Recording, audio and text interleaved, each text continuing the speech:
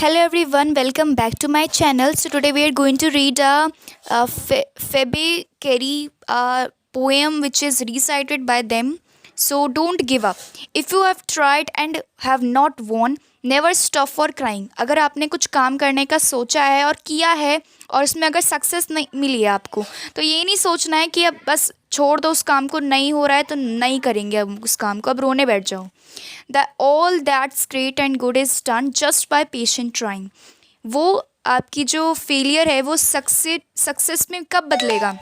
जब आप बार बार उस काम को करने की कोशिश करेंगे. और you should be having that one spirit in your mind that I want the success and I can get. And by how?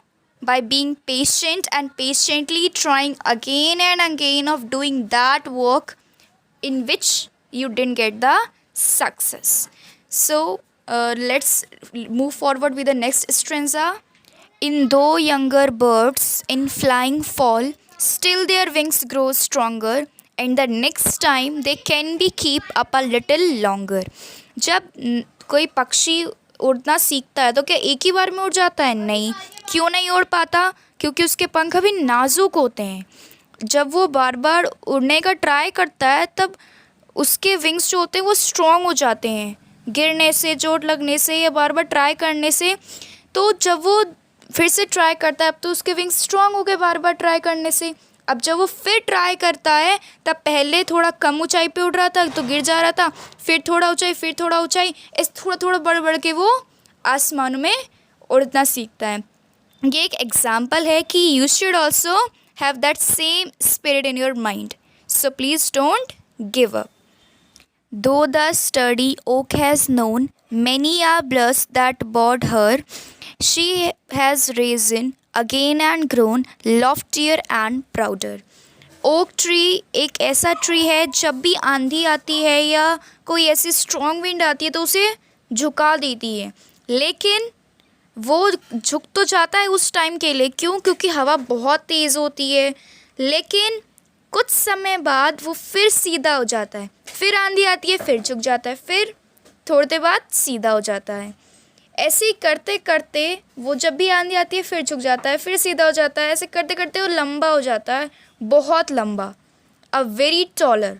ठीक है, इसका मतलब कि कभी भी प्रॉब्लम फेस करनी पड़े तो इसका मतलब ये नहीं अब झुक जाना है. You should have that, we have to move and go taller and taller and achieve a more and more and more success.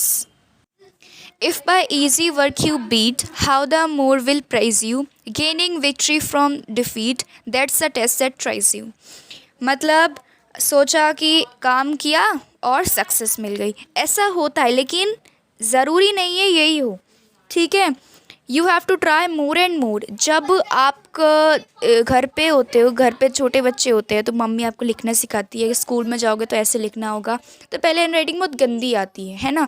फिर धीरे जब क्लास में आते हो तब मैम आपको कर्सिव में लिखना सिखाती है. तो वो आपकी हैंड राइटिंग को क्या करती हैं? पॉलिश कर देती हैं, मतलब और उसे सुधार देती हैं.